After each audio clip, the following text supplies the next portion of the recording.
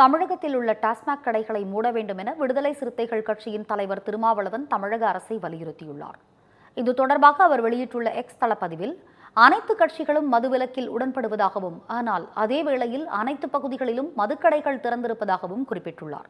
மதுவிலக்கு தேவை என்ற கருத்தில் அனைத்து கட்சிகளும் உடன்படும் போது எதற்காக டாஸ்மாக் என கேள்வி எழுப்பியுள்ள திருமாவளவன், மேலும் அனைத்து டாஸ்மாக் கடைகளையும் தமிழக அரசு மூட வேண்டும் என்றும், அனைவரும் சேர்ந்து ஒருமித்த முடிவு எடுத்தால் ஒரே நாளில் டாஸ்மாக் கடைகளை மூட முடியும் என்றும் தெரிவித்துள்ளார். மதுவிலக்கு சட்டம் இயற்று தமிழ்நாடு அரசே டாஸ்மாக் கடைகளை இழுத்து மூடு.